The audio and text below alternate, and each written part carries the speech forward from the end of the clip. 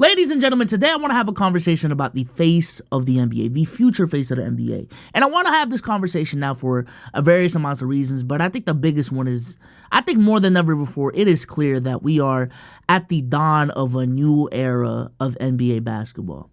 So many videos have come out lately. There's even that TikTok trend with the Drake beat, the Drake instrumental from like a decade ago, and Drake's an old head now too. But nevertheless, our legends are unks now. You know, the guys who we grew up on, they're old, they're phasing out. The LeBron Jameses, the Steph Currys, the KDs, while still playing good basketball. Let's keep it a buck, let's keep it a stack. They are on the last couple of years of their career. LeBron James is already talking about retirement. Draymond Green is already talking about retirement. Kyrie Irving, who to me has been one of like, he's been the marker of like one of the young dudes in the league for a majority of the time I've been watching the game, is now 30 plus. You know what I'm saying? Just a lot of the dudes that we have grown to love are getting old. And I think specifically this year with the second round, including none of these marquee dudes, with the oldest dude in the second round being Kyrie Irving, and then the second group of experienced dude being a Nikola Jokic now, being a Luka Doncic, being a Jason Tatum, we are in a new era. Listen, the internet is a pretty scary place in 2024, and with the help of our sponsor, Aura, y'all can definitely have more confidence navigating this crazy place that we just use like every single day for a bunch of hours. I just looked up my email address, and while it doesn't surprise me why some of these websites have my email address, some of these websites I have never visited before, and somehow they have my email, and that's a little bit sus. Data brokers sell your information to scammers, spammers, and really anyone that wants to take advantage of you. Your full name, your email, your home address, your health records. To be honest with you, if you really wanted to try hard enough, it is all out there. And that's why I've been using Aura, the sponsor of this video. Aura shows me which data brokers have been selling my information and automatically submits opt-outs on my behalf. Now, this cleanup process not only helps me reduce the amount of spam I get, but it also protects me from a lot of these bad guys on the internet. I'm just saying, the amount of times I've seen on the news that some sort of service that I use had a data breach, it honestly scares me. But now that I use Aura, I'm not too scared because I know Aura got me covered. Anyone who knows me knows I value my privacy a lot, and I think you guys should as well. And if you guys go to aura.com/BSOLZ, you guys can get a 2-week free trial thanks to our friends over at Aura. Links to everything will be in the description and in the pinned comment down below, and shout out to Aura for sponsoring this video. And I want to talk about this statistic that NBA.com/NBA put up about the most viewed players in NBA social this season. Now, the reason why I want to talk about this is because I feel like this is just, I think this just shows a pulse and gives a little bit of context as to, hey man, who are the players that bring in views? Let's keep it a stack. I think being the face of the league, that conversation needs to be in there. Like, it's not just a who's the best basketball player conversation when it comes to who's the face of the league. And it has never been that conversation. Because if we're talking about the face of the league, in the 2000s, Tim Duncan would have been in those conversations a lot. But he wasn't. I think for a majority of the 2000s, the face of the NBA was Kobe Bryant. Listen, we can debate all day if you think Tim Duncan was a better basketball player, had a better career, all of that. But in terms of when you think of the NBA, who do you think of? It was Mike, it was Shaq, it was Kobe, and then that transitioned to LeBron James. And then I'm going to keep it a stack in terms of the face of the league in the 2010s. It was really LeBron and Steph. KD was set up to be that next dude, and because of injuries and because of Steph's ascension and how LeBron just maintained his dominance throughout the 2010s, I don't believe KD really had that shot of being the face of the league. He kind of forced it going into Golden State, but even then, we still talk more about Steph Curry. We still talk more about LeBron James even in that era. But nevertheless, this is just very interesting to me, this graph right here, because it tells me a couple of things. Number one, my God, Stephen Curry and LeBron James. Greatness. When it comes to being a superstar, being box office, and everything that it takes to be a superstar, even to this day, even with Steph Curry not being on a good team, even with LeBron James being the oldest player in the league, they are just on different levels. Another thing that it tells me is, listen, these European guys, these overseas guys, they're on the come up. They're on the come up. And I think their impacts as far as being the top dogs in the league are undeniable. Victor Wembanyama, specifically Victor Wembanyama, being a rookie, already being more viewed than a Luka, than a Jokic, than a Giannis, than a KD in your rookie year, I think that says a lot. I think that says a lot about the hype of a Victor Wembanyama, that in his rookie season, he already has more hype and is already arguably more box office than multiple time MVPs, motherfuckers that have been in the league for 5-6 years, champions in the league, finals MVPs in the league. I think that says a lot. I think that says a lot about Vic. I also think it says a lot that 3 and 4 specifically are two dudes that are overseas and are young. You know what I'm saying? I think in the future, the two dudes to me that the NBA is going to be, in my opinion, would be the easiest for them to push would be Vic and would be Luka. I also find it interesting that I'm going to just keep it a stack. When you look at maybe it's because the overseas guys are just as good, but what it takes to get into this top 10 when you're American, you don't got to do as much as the overseas guys. I can't lie. And I do think that says a lot. Like literally in the last 3 years, right? Jokic, it wasn't announced when this graphic was made, but in the last 4 years, Jokic has had 3 MVPs. Jokic has gotten to a championship, has made it to the finals and won a championship, 1 finals MVP. Giannis has done the same. Got two MVPs, 1 DPOY, a ring with the craziest elimination game in a while.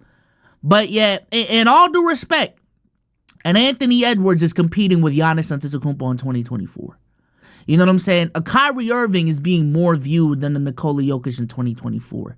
Hell, even down here, Jason Tatum and Giannis being perceived roughly around the same. That's interesting to me. That's interesting to me because when you compare the accomplishments and what a Luka, what a Jokic, and what a Giannis have done over these last 4 or 5 years, and compare that to Kyrie, AE, JT, and KD, those Euro guys have accomplished more in the last 4 years. I'm gonna just keep it a stack. And I think the conversations lately about Anthony Edwards confirm everything I've been saying when it comes to the face of the league. I also think the conversations we've been having about Caitlin Clark over in the WNBA proves a lot of what I've been saying as to what it takes to be a transcendent superstar, face of the league type of superstar.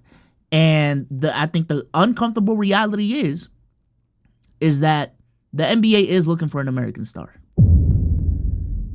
Until further notice, I don't think the NBA has globalized enough to the point where the face of the league can just easily be an overseas dude without the ratings going down, if not being stagnant. I think for the NBA to properly carry over to the next generation, that face of the league would probably need to be an American superstar. Now, personally, do I care? Me personally, no. I think I've proven enough that I am an NBA super fan. Maybe I'm not the biggest fan that you know. There are other guys that I would think are bigger fans of me. But nevertheless, compared to an average NBA fan, compared to an average person, I'm an NBA super fan in my opinion. So to me, it doesn't matter. You know what I'm saying? If Luka becomes a face of the league, if Jokic becomes a face of the league, and he's the one getting the most attention, I am still going to continue watching. But when it comes to growing the NBA, when it comes for the NBA and how it's going to grow moving forward, they are searching for that American superstar. Why? Is because if you find that American superstar, you're appealing to two sides of the fence. I think that's what's really important. And I also think it's important to understand that as much as we want to push it out, the NBA is still an American company. It is still an American brand with deep American roots. Every single basketball team is based out of a city in America outside of the Toronto Raptors. Like that's a harsh reality. You know what I'm saying? And we're seeing it with the Anthony Edwards hype. It is just much easier to relate to the American dude from Atlanta, Georgia, than it is to relate to the 7'4" European from France. It is much relatable and much easier to relate to the 6-foot point guard from New York who went to Duke University than it is the guy from Slovenia. Like, that just is what it is. So I think the fact that AE is getting the push that he's gotten, and I'm gonna keep it a stack from a hype perspective, I have never seen Jokic get pushed like this. From a hype perspective, Giannis had to do a lot. And I'm talking about MVPs, win DPOYs, and damn near win a ring to get the hype that Anthony Edwards have been getting the last 2 years. Luka has had to do a lot. Luka had doubt going into the league. Yeah, not to say that AE didn't as well, but Luka had to do a lot to really, you know what I'm saying, push himself up in these upper echelons, right? So in terms of the face of the league, I think the first question we should ask is, how important is it? Is it important to have a face of the league? Because we've had this discussion on the pod. How important is it to really have a clear-cut face of the league? And in my opinion, it is very important. It is very important. I think more recently, we've just seen it with the Caitlin Clark effect. To me, and I can only speak from my experience, but I also feel like this has been the experience of a lot of basketball fans trying to get into the W, trying to get into NCAA women's basketball. Caitlin Clark, for lack of a better term, was like the gateway drug into everything. For me, Caitlin Clark, like I've heard of these names, you know what I'm saying? They're not completely foreign to me, but it made me pay more attention to a Haley Van Lith, to an Angel Reese, you know what I'm saying? To a Camilla Cardoso, to what USC was doing, to what LSU was doing. Now I know Kim Mulkey, you know what I'm saying? So all of these names were introduced to me by, yo, motherfuckers are hyping up this Caitlin Clark chick. Let me tune in, and that's gonna open the gateway drug to everyone else. Juju. Now I know who Juju is. You know what I'm saying? So with the NBA, I feel like it's the same thing. It's the same thing. What is essentially gonna be the gateway drug? Now I know it's crazy verbiage. For the casual NBA fan, for the untapped audience, what is the gateway drug that's going to allow these motherfuckers to get into the NBA? You know what I'm saying? I think Steph Curry was a perfect example of that. 6'3", point guard, shooting the shit out that basketball, making crazy horse trick shots at an efficient rate, and winning, and playing in California, and he's American. Like, it was just a perfect storm of things. And I think moving forward, we got to recreate that same storm. And I think the NBA, they had a couple of names that, in my opinion, they really thought, you know, was going to be next up, was going to be that next American star, that so far in their career, for one reason or another, just hasn't taken that next step so that it's become clear-cut that, yo, this is the face of the league. You know what I'm saying? There's been some things that have caused a lot of NBA fans to lose confidence that, okay, this is the future of the league. I think number one is Zion Williamson. I think when Zion Williamson came into the league, for the longest time, I understand we always tease these generational number one overall prospects, but Zion, with the way he was hyped up into the league, how he was producing in high school, at Duke, came from South Carolina, was crazy, you know, high flyer. The statistics backed up his greatness as well. Zion was really supposed to be next up. But because of his weight issues, because he's been injured so much, and even the Mariah Mills situation, a lot of confidence has been lost with Zion Williamson. He also hasn't been winning. A lot of confidence has been lost with Zion Williamson being next up. Even though we still see the flashes that, yo, Zion can still be a really, really good player in the league. But in terms of the face of the league conversation, I think he's dropped all the way fuck down. I think he's dropped all the way to fuck down. I think another name is John Morant. Now, I will say this. I think John Morant he hasn't been injured. You know what I'm saying? The main thing has just been the case that he had last season, and I think he will remind motherfuckers who he is this upcoming season. So I will give John Morant the benefit of the doubt there. But I think the thing that's holding me back with John Morant is a Jalen Brunson discussion. Can you be the best player on a championship team with John Morant?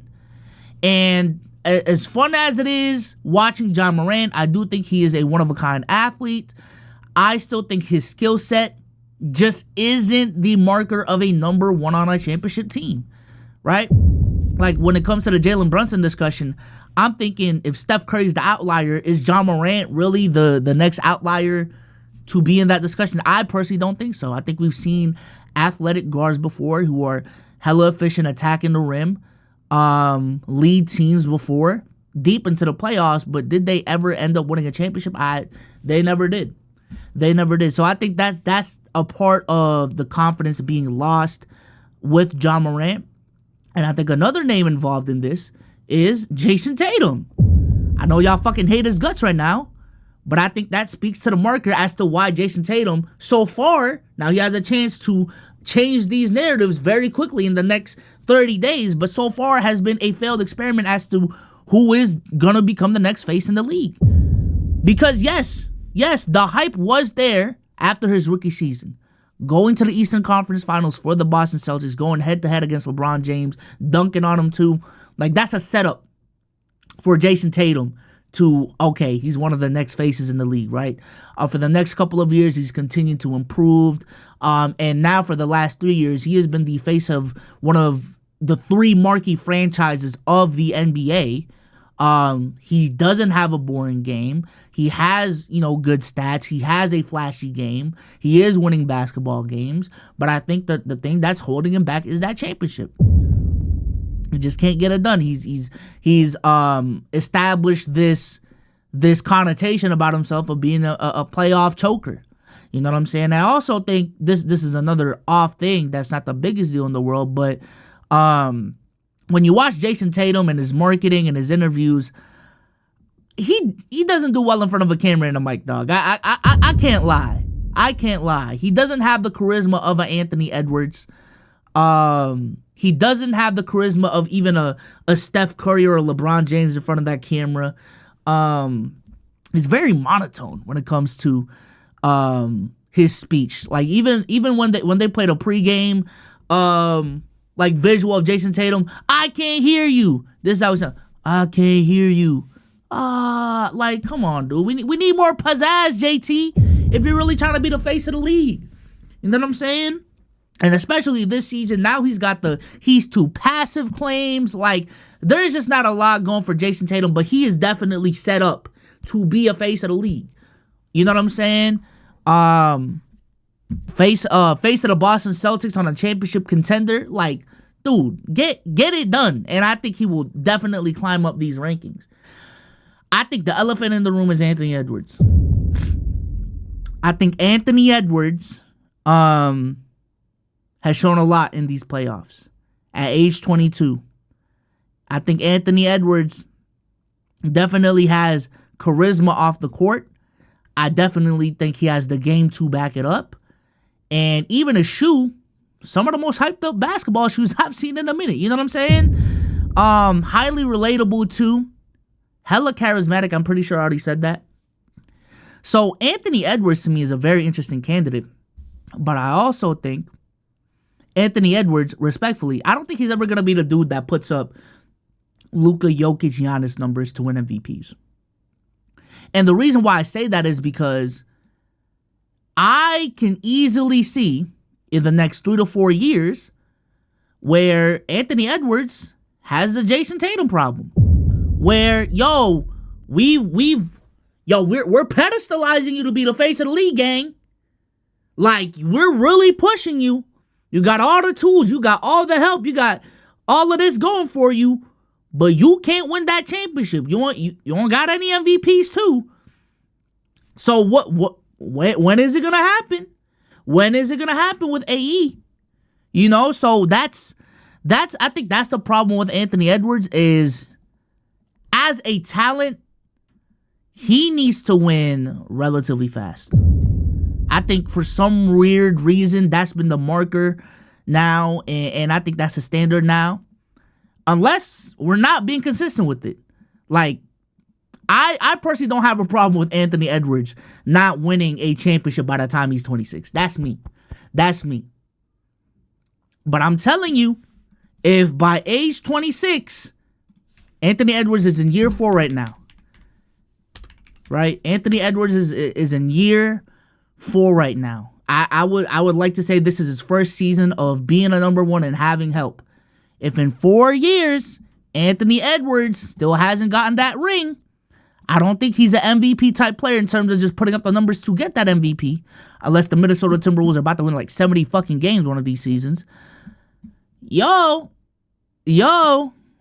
is he a fraud? I'm telling you, those conversations are about to start up. I'm telling you. I also think another person that we need to consider in this discussion is SGA. I think SGA is a very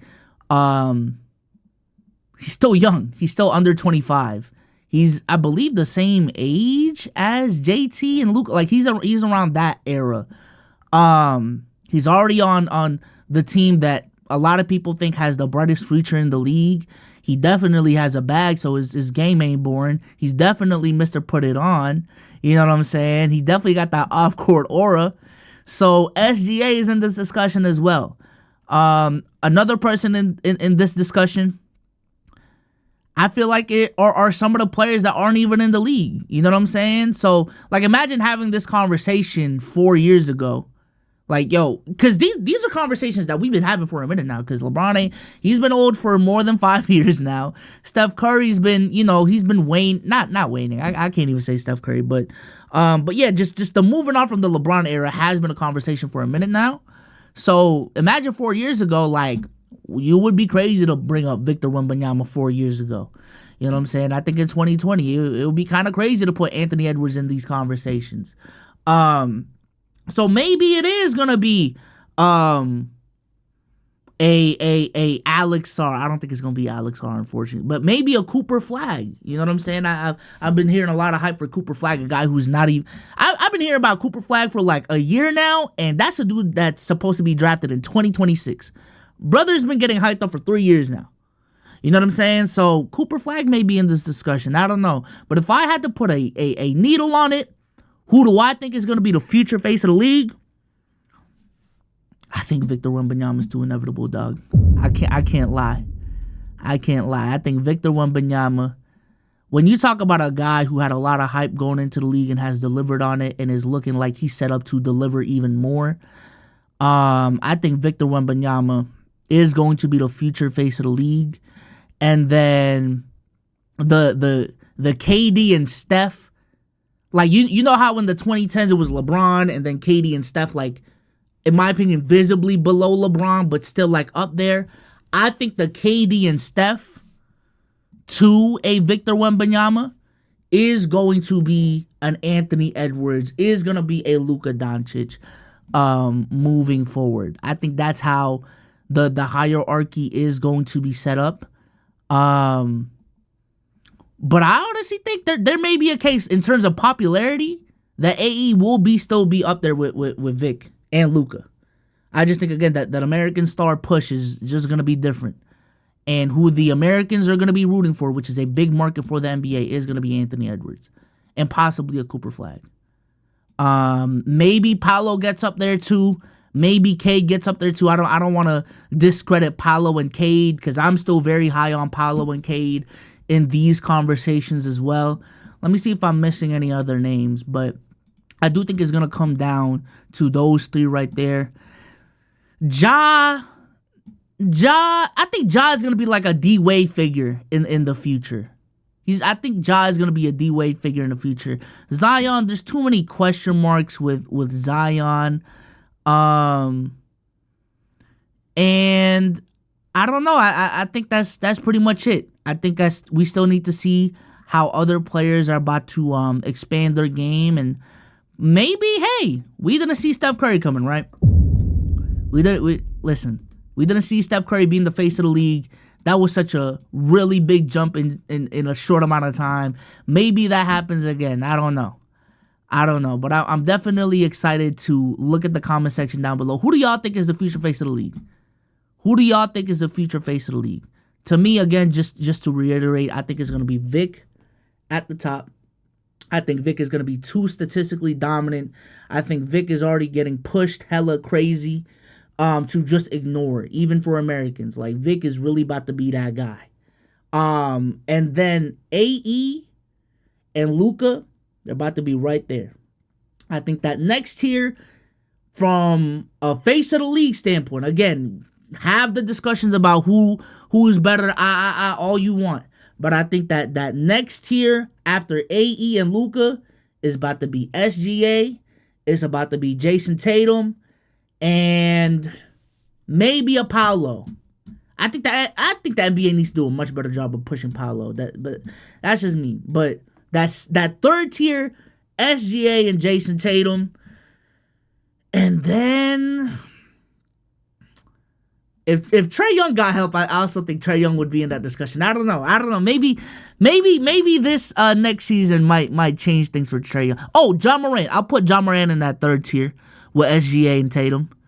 And then after that, that's when we would have to look at maybe a Trae Young, Zion if he works out, and all of the other dudes in the league in terms of the future face of the league. I also think Giannis and Jokic, they're gonna be competitive for more than the next half decade. So they may be in these discussions as well.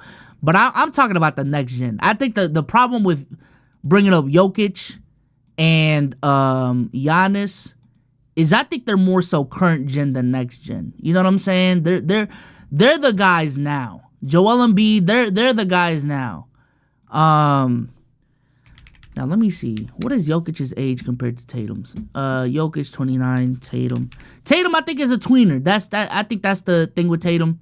Tatum's over 25 now at this point. But still like not he's closer to 25 than 30. You know what I'm saying? And y'all are already gonna call me Dick Riders for even putting up in this conversation, so I'll just stop the video here. All right.